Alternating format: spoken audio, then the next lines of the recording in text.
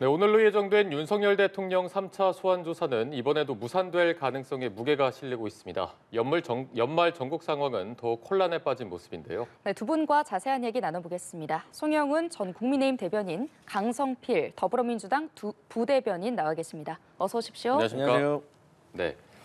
자, 어제가 올해 마지막 주말이었습니다. 마지막 주말에도 탄핵 관련 찬반 집회가 이제 열렸는데 많은 분들이 참여를 하셨고, 민주당에서는 이재명 대표를 포함한 지도부가 참석을 했고, 국민의힘은 윤상현 의원이 나와서 이제 또 큰절로 사죄하는 일까지 있었는데, 지금의 현 여론 상황과 상황 어떻게 좀 분석하고 계십니까? 일단 광화문에서 차벽을 경계로 이렇게 나라가 두동강난 듯한 모습을 보이는 것은 참 안타까운 일이죠. 대단히 불행한 일이고 이런 상황에서 정말 그 제도권에 있는 현실 정치인들이 이런 집회에 직접 참여를 해서 국론 분열에 가담하는 듯한 모습을 보이는 것은 어떻게 봐도 바람직하지 않다 이렇게 말씀드리겠습니다. 어제 민주당 같은 경우에도 이재명 대표를 포함해서 그 민주당 지도부가 탄핵 집회에 참석을 하지 않았습니까? 그런 상황은 사실은 지금 상황에서는 그런 것들을 우선할 것이 아니라 헌법재판관 임명 문제에 대해서도 여야가 대화를 하고 탄핵 소추로 직행할 것이 아니라 한덕수 전 대통령 권한 대행과 이렇게 함께 머리를 맞대면서 해결책을 강구하는 그런 정치의 복원이 우선시되어야 됐다고 생각합니다. 그다음에 국민의힘에 대해서도 비판을 좀 할 부분이 있는데요. 윤상현 의원이 어제 그 광화문 집회에 참석을 하지 않았습니까? 네. 윤상현 의원 또 김민전 의원 이런 분들이 참석을 했는데 그 집회를 주도하고 있는 전광훈 목사가 그동안에 어떤 주장을 해왔는지 모르지 않을 겁니다. 그리고 어제 그 집회에서 그 계엄 합법과 같은 손피켓이 나왔다고 해요. 그러면 그런 성격의 집회에 현 시점에서 국민의힘 현역 국회의원들이 참여하는 것이 과연 온당한 일이겠는가 깊은 성찰이 필요하다고 생각합니다. 전반적인 여론 흐름은 조금 어떻게 보고 계십니까? 여론 흐름은 지금 당연히 그 계엄 선포 자체에 대해서는 그것이 위헌적이고 위법하고 잘못되었다고 여론이 압도적으로 우세하죠. 다만 지난주에 있었던 일 중에 한덕수 대통령 권한 대행에 대한 탄핵 소추가 또 중요한 문제 아니겠습니까? 그 헌법재판관 임명 문제에 관해서 여야가 합의를 해서 권한 대행의 권한 범위에 관한 논란을 해소해달라는 그런 요청이 있었던 것인데 사실 여기에 대해서 민주당이 단칼에 거부하고 30분 만에 탄핵 소추안을 발의를 하고 24시간이 지나자마자 표결에 들어가서 결국 가결을 하지 않았습니까? 이런 식으로 정치가 실종된 상황에 대해서는 많은 국민들께서 지금 이 나라가 어디로 가고 있는 것인가, 또 민생은 얼마나 고통에 빠질 것인가 이런 점 때문에 대단히 많은 우려를 하고 계신다고 생각합니다. 네. 지금 상황 좀 어떻게 보고 계십니까? 네, 먼저 일단 국민의힘에서 민주당이 한덕수 고단대행에 대해서 30분 만에 탄핵에 들어갔다. 너무 성급하다 이렇게 말씀하시는데 그건 사실과 다릅니다. 이 표결 절차에 대해서 그렇게 빨리 들어간 것이지 저희는 한덕수 고단대행에 대해서 며칠 전부터 계속해서 예고를 해왔기 때문에 그런 부분이 있다는 점을 말씀드리고요.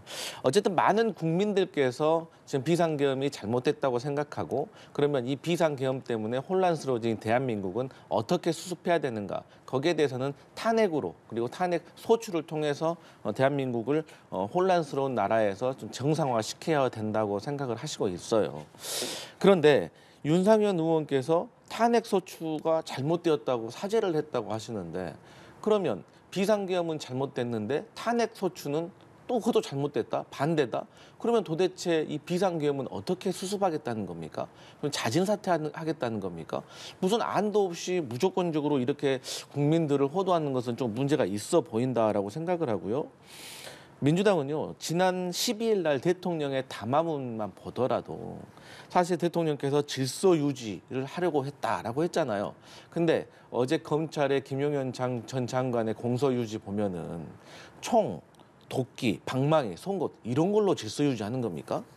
또 소수 병력을 투입했다고 하셨는데 군인과 경찰이 4,749명이 동원됐습니다. 그중에는 북파 공작원들도 있습니다.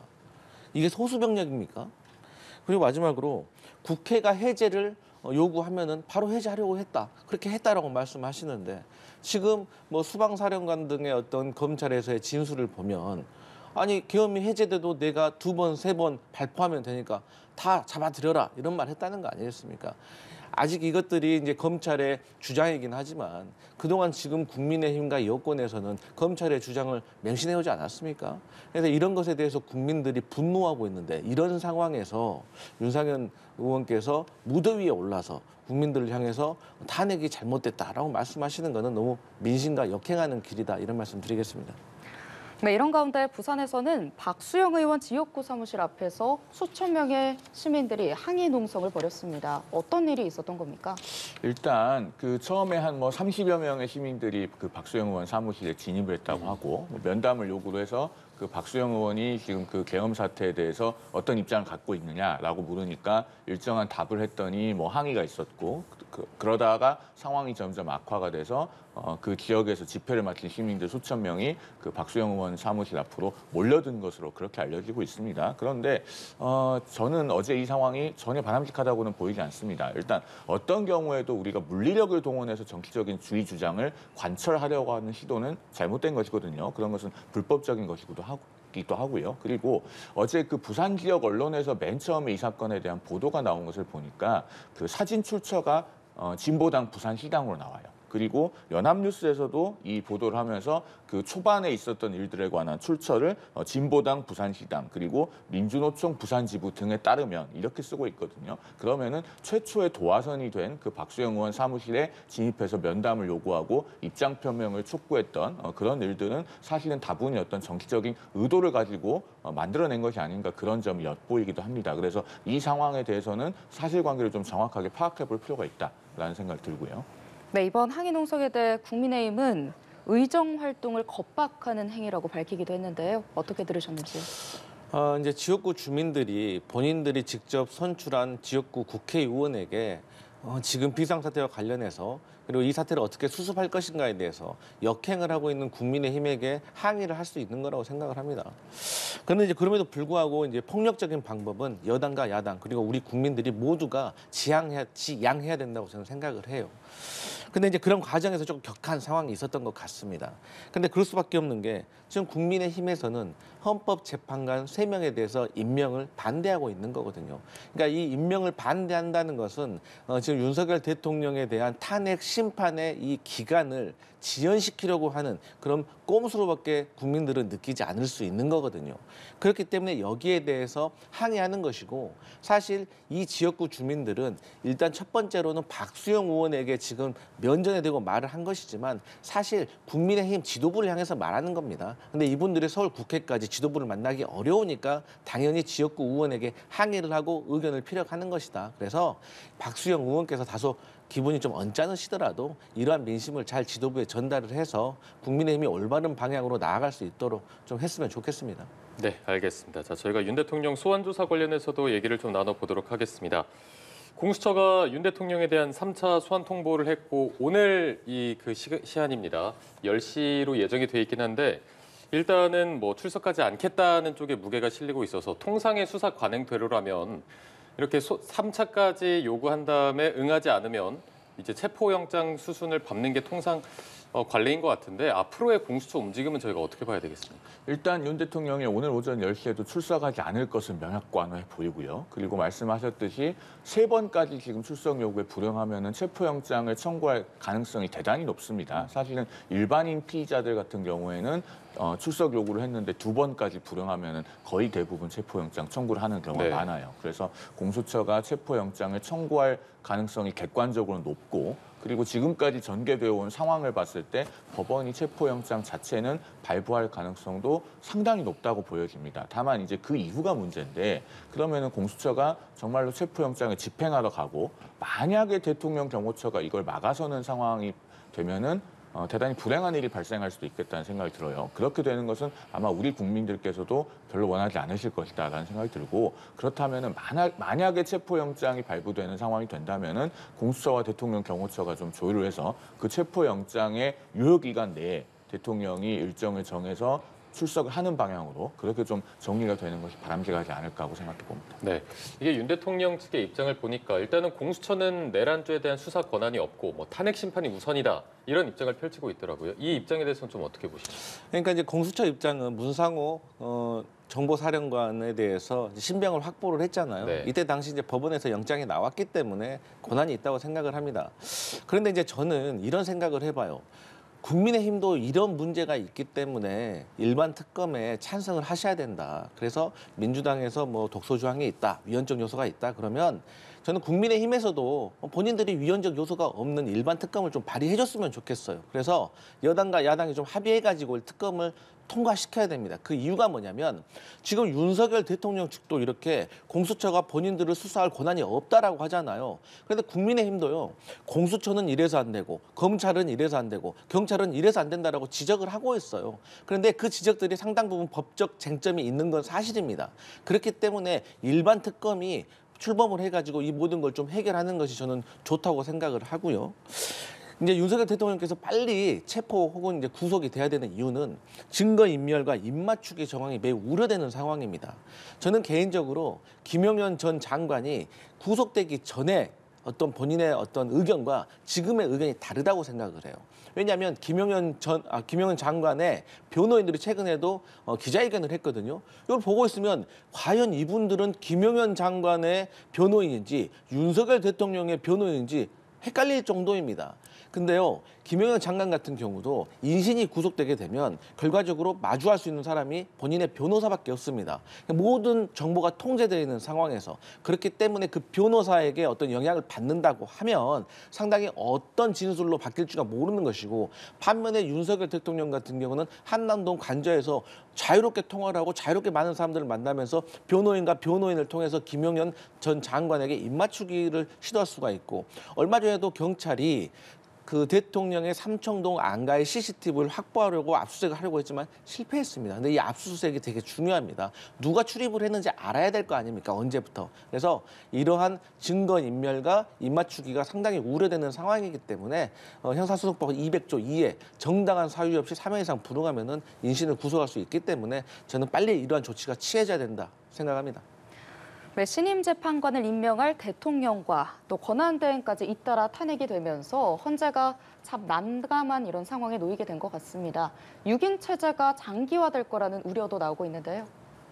일단은 이 부분에 대해서는 국회가 할 수 있는 역할과 헌법재판소가 할 수 있는 역할을 좀 구분해서 설명을 드려야 될 것 같습니다. 일단 국회는 헌법재판관이 조속하게 임명될 수 있도록 정치를 최대한 복원해야 됩니다. 지금 한덕수 권한대행을 탄핵소추에서 직무정지시키고 최상목 경제부총리가 이제 대통령 권한대행을 이어받으면서 과연 그러면은 경제부총리가 대통령 권한대행을 하면은 헌법재판관 국회 선출 몫을 임명할 수 있을 거냐 이것에 대해서도 의문부호가 커지고 있어요. 특히나 최상목 권한대행으로서는 본인이 헌법재판관을 임명하는 순간 자신의 전임 권한대행이었던 한덕수 권한대행이 위헌적으로 헌법재판관을 임명하지 않았다. 이런 부분을 인정하는 꼴이 되기 때문에 공직사회의 논리는 최상목 권한대행이 헌법재판관을 임명하기가 더더욱 어렵게 작동을 하게 될 겁니다. 그런 점에서 그러면은 국회는 정치권은 무엇을 해야 하냐면은 지금이라도 여야가 마주 앉아서 이건 하나의 이제 가상의 예를 드는 것입니다만은 한덕수 권한대행에 대한 탄핵소추는 철회를 하고 그다음에 대통령 권한대행은 헌법재판관을 즉시 임명을 하고 그다음에 특검에 관해서는 뭐 일정하게 여야가 협의를 해서 다시 단일안으로 의결을 한다든가 이런 방식으로 지금 정치를 복원해서 대화 타협을 시도해야 됩니다. 그런데 자 만약에 이런 것이 이루어지지 않는다면은 헌법재판소도 아마 스스로 헌법을 수호하는 결정을 하게 될 가능성이 저는 상당히 있다고 봅니다. 지금 헌법재판소가 재판관 3명이 공석이고 6명의 헌법재판관만 있는 가운데서도 탄핵 심판에 대해서 변론 준비기를 열 수 있는 것은 그 이진숙 방통위원장에 대한 그 탄핵 심판 과정에서 가처분 신청을 하니까 헌재가 스스로 그걸 받아들인 것 아니겠습니까? 3명의 재판관의 임기 만료가 임박했는데도 국회가 헌법재판관 선출에 나서지 않으니까 부득이하게 헌법재판소법 23조 1항의 효력을 정지했어요. 자, 그렇게 했던 선례처럼 이진숙 방통위원장이 낸 헌법소원에 대한 종국 결정을 통해서 23조 1항에 대한 효력을 이건 종국적으로 위헌이다라고 선언을 하고 그다음에 헌재가 6명의 재판관으로도 종국 결정을 할 수 있다라고 분명하게 밝히는 방법이 있습니다. 이런 결정에까지 나아갈 수 있는 경우의 수가 남아있기 때문에 그러나 이런 상황이 와서는 안 되겠죠. 그러면은 국회가 어떻게든 정치를 복원해서 대통령 권한대행이 헌법재판관을 임명할 수 있도록 타협안을 만들어내야 된다. 저는 그렇게 생각합니다. 네, 말씀하신 것처럼 이 권한쟁의 심판이나 뭐 효력정지 가처분 신청까지 나오면서 헌법적인 논란이 계속해서 이어지고 있습니다. 이 대통령 탄핵 심판 기간에도 영향을 줄 거라고 보십니까? 근데 이제 권한쟁의 심판의 사실 자격이 국민의힘은 없습니다. 이게 이제 정치 결사체이기 때문에 국가기관이 아니라 또 지방자치단체가 아니기 때문에 자격이 없는데 뭐 물론 근데 이제 국회의원과 헌법기관이기 때문에 국회의장과의 또 어떤 관계가 성립할 수도 있다는 또 해석도 있습니다. 그럼에도 불구하고 결론적으로는 표결에 참여하지도 안 해놓고 표결이 잘못됐다, 표결을 침해받았다라고 말하는 것은 앞뒤가 안 맞는 것이죠. 그렇기 때문에 저희 민주당에서는 이러한 과정에 있어서는 별 문제가 없다고 생각을 합니다. 국회의장이 이제 입법조사처에 의뢰를 해가지고 어쨌든 간에 이러한 결정을 내린 것이고 이게 잘못됐다고 하면 헌법재판소에서 또 판결을 내릴 거라고 생각을 합니다. 그런데 이제 한덕수 권한대행 같은 경우가 헌법재판관 임명과 관련해 가지고 합의해 오라고 말을 했잖아요. 이게 그럴듯한 변명인 거죠. 왜냐하면 이미 지난 11월 18일에 추경호 전 원내대표와 박찬대 원내대표가 합의를 한 거 아니겠습니까? 근데 지금 국민의힘에서는 합의 뭐 방식에 대해서만 이룬 거지 완전한 합의가 아니었다라고 말을 하고 있어요. 그러면 조한창 후보자는 어떻게 나온 겁니까? 우리 민주당이 추천한 겁니까? 아니잖아요. 그러니까 조한창 후보자가 없었다라고 하면 추천되지 않았다라고 하면 또 일리가 있을 수가 있겠지만 조한창 후보자를 국민의힘에서 심사숙고해서 추천을 했고 이분이 인사청문회를 거쳐서 국회 본회의 의결까지 거쳤기 때문에 이것을 임명해 줬어야 된 겁니다. 한덕수 권한대행께서. 그리고 헌법 제 111조 5항 보면은요 분명히 적시가 되어 있어요. 헌법재판관은 대통령이 임명하는데 그 다음에 보면 국회가 선출한 3인 대법원장이 지명한 3인이라고 나와 있습니다. 그렇기 때문에 이번에 3명은 국회 추천 아니겠습니까? 그리고 마지막으로 내년 4월 18일이 되면 2명의 헌법재판관의 임기가 종료됩니다. 이것은 예고가 되어 있는 혼란인 거예요. 그러면 이 예고가 되어 있는 혼란에 대해서는 대통령 권한대행으로서 이것을 막아야 될 의무가 있는 겁니다. 헌법 수호의 의무가.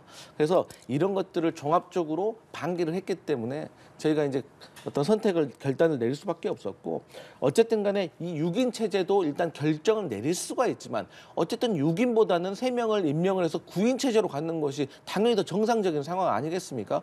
대통령을 탄핵한다는 이 대한민국의 중요한 결정을 내려야 되는데 최대한 완벽한 상황을 만들어주는 게 전 대한민국의 혼란을 수습하는 거라고 생각합니다. 네, 여기 좀 반론을 주시겠습니다. 법적인 부분에 대해서 대단히 부정확하게 말씀하셨기 때문에 제가 좀 설명을 드려야 될 것 같습니다. 일단 국민의힘이 청구한 권한쟁의 심판은요. 그 청구인이 국민의힘 정당으로 되어 있는 것이 아니고 108명의 국회의원 개개인들로 되어 있습니다. 그리고 피청구인이 국회의장이기 때문에 국회의원 개개인의 심의 표결권을 침해했다는 권한쟁의 심판 청구가 가능한 것이고요. 그다음에 이 의결 정족수가 재적 국회의원의 3분의 2냐 과반수냐를 다투는 것이기 때문에 비록 표결에 직접 참여하지 않았더라도 참여하지 않는 방법으로서 사실 부결을 선택했다고 볼 수가 있습니다. 그런 점에서 정족수가 151명이냐 200명이냐 이것에 대해서 권한쟁의 심판을 통해서 정확하게 판단을 받아보겠다는 것이거든요. 그런 점을 말씀드리고요. 그다음에 추경호 원내대표 때 합의가 있었다고 하는데 그 합의와 지금 현재 문제가 되고 있는 쟁점이 다르죠. 그때 합의한 것은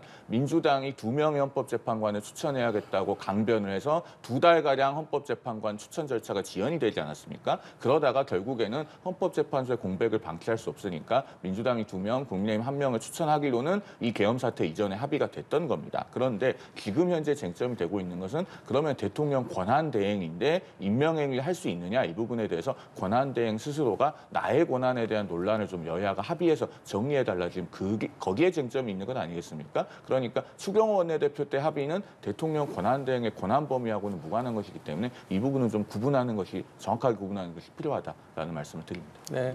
아니 그 법적으로 우리 송영문 대변인께서 말씀하신 거에 대해서 저도 쟁점은 있다고 생각을 해요. 그럼에도 불구하고 저희 민주당과 많은 국민들이 국민의힘에게 묻고 싶은 게 있습니다. 그러니까 비상계엄은 잘못됐다면서요. 그러면 탄핵시켜야죠. 탄핵을 시키려고 하면 헌법재판소에서 이걸 탄핵 심사하는 거 아니겠습니까? 그러면 탄핵 심사가 제대로 될 수 있도록 이걸 만들어줘야 될 거 아닙니까? 그게 지금 국민의힘이 지금 상황에서 이 상황을 혼란을 수습하고 국민들께 할 수 있는 저는 마지막 의무라고 생각을 하는데 여기에 대해서 법적 어떤 쟁점 싸움을 운운하면서 이걸 지연시키려고 한다? 그럼 과연 국민들이 어떻게 생각하시겠습니까?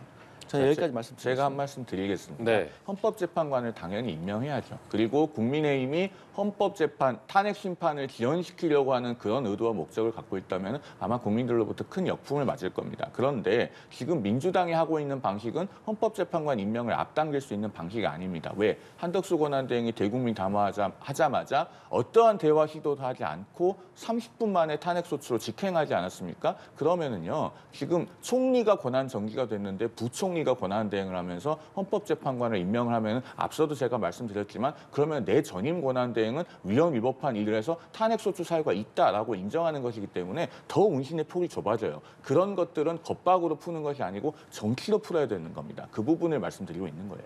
마지막으로 말씀하시겠습니다. 이게 합의라는 거는요. 뭐 예를 들어서 국민의힘에서 조건이 3가지가 있고 민주당에서 3가지가 있으면 서로 간에 하나씩만 하자라든지 아니면 다 빼자든지 이런 게 합의인 거예요. 근데 지금 국민의힘은 무조건 안 된다라고 하고 있기 때문에 합의가 안 되는 것입니다. 그리고 한덕수 권한대행은요.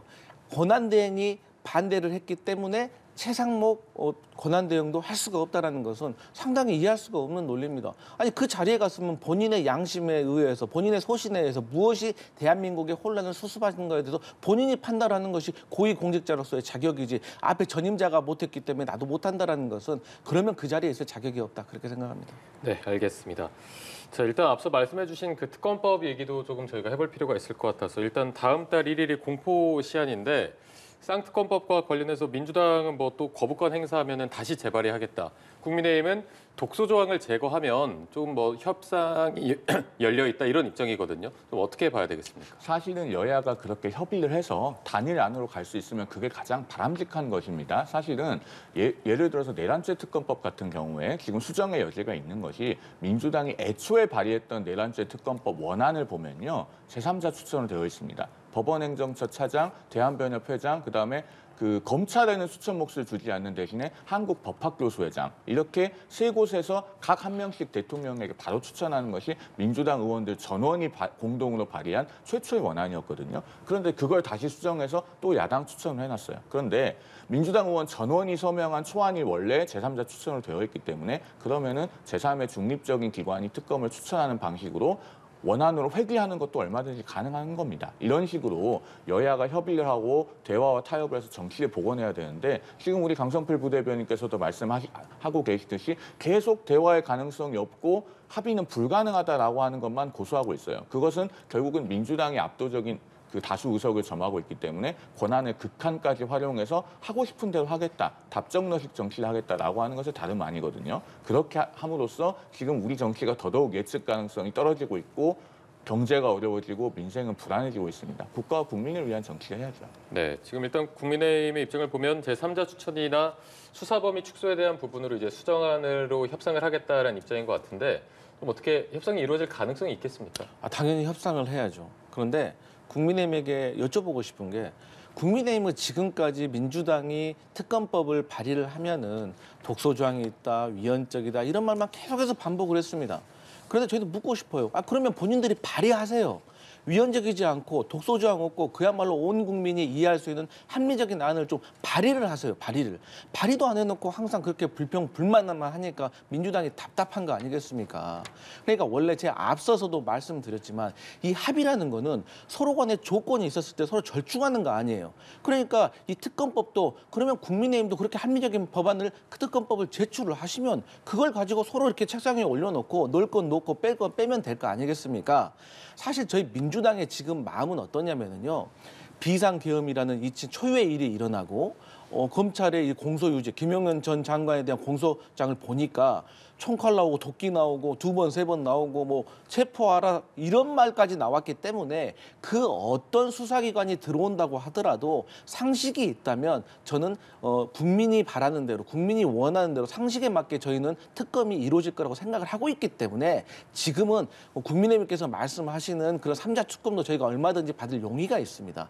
그렇기 때문에 저희는 국민의힘이 발의하셔가지고 민주당과 이렇게 합의해가지고 조금 합리적인 특검함을 빨리 출범시켰으면 좋겠습니다. 마지막으로 제가 이 얘기는 좀 드리고 가야 될 것 같아요. 사실은 특검의 필요성을 말씀하셨는데 그런 특검의 필요성이 일부 있다는 점을 저는 개인적으로는 부인하지 않습니다. 다만 이런 구조를 누가 초래했는가 이 부분은 짚고 넘어가야 됩니다. 앞서 우리가 토론 초반에 그 대통령에 대한 그 체포 여부에 관해서 논의를 하면서 공수처가 수사 권한이 있냐 이런 얘기를 했는데 애초에 검찰이 수사 권한이 있는지에 관해서도 검경 수사권 조정이 기형적으로 되어 있었기 때문에 논란이 있었잖아요. 그다음에 공수처도 사실은 지금 대통령에 대해서 수사는 할 수 있다고 할 수 있을지언정 기소권이 없습니다. 그러면은 체포 또는 구속을 하더라도 결국에는 검찰에 다시 사건을 보내야 돼요. 이렇게 사건이 계속 제자리를 못 찾고 뺑뺑이를 돌게 생겼습니다. 이런 기형적인 수사 구조를 누가 초래했는지에 대한 민주당의 반성이 필요하다. 그 말씀을 마지막으로 드리겠습니다. 아 근데 이거 이름이 내란 특검 아니겠습니까? 그럼 내란 특검은 비상계엄 때문에 일어난 건데 비상계엄 민주당이 했습니까? 민주당이 뭐 이런 거 일어날 줄 알고 그 전부터 공수처 뭐 이런 얘기 했습니까? 아니잖아요.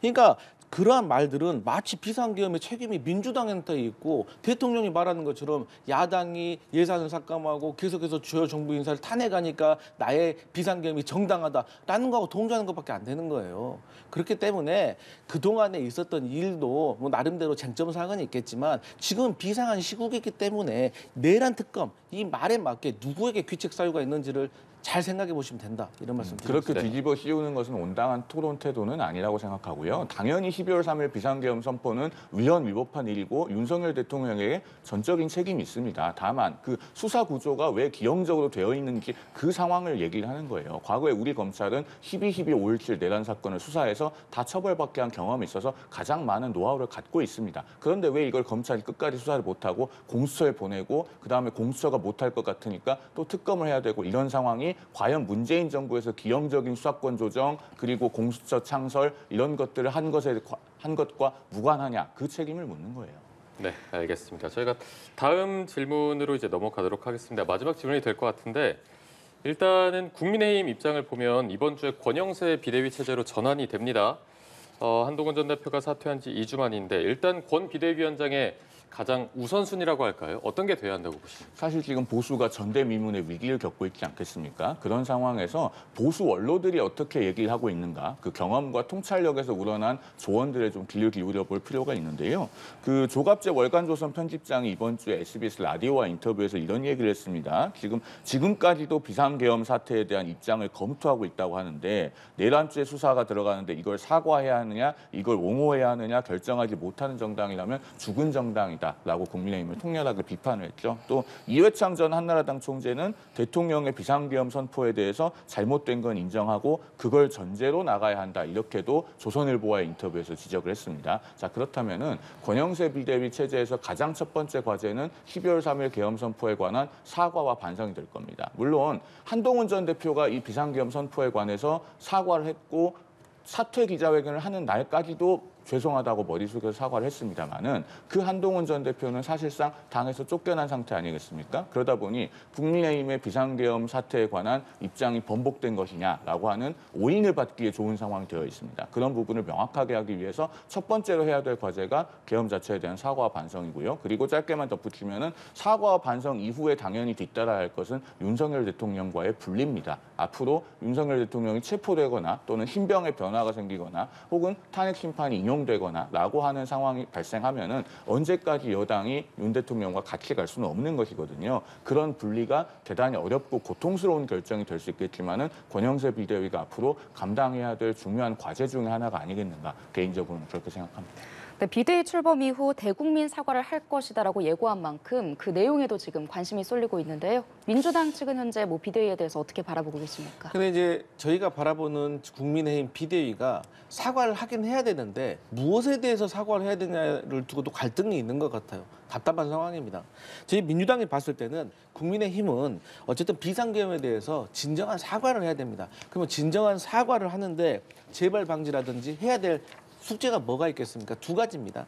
첫 번째로는 헌법재판관을 빨리 임명을 하는데 협조를 해가지고 윤석열 대통령 탄핵 심사가 신속하게 이루어질 수 있도록 협조하는 것이고요. 두 번째로는 우리가 계속해서 말하고 있는 이 일반 특검을 통해서 진실 규명을 할 수 있도록 협조를 해야 됩니다. 그래서 이 탄핵 심판과 형사 재판 이 두 가지에 대해서 신속하게 협조하는 것이 저는 국민의힘이 국민에게 사과할 때 진정성을 보여주는 자세다 이렇게 생각합니다. 네, 알겠습니다. 오늘 말씀은 저희가 여기까지 들어보도록 하겠습니다. 지금까지 송영훈 전 국민의힘 대변인, 강성필 더불어민주당 부대변인 두 분과 함께했습니다. 고맙습니다.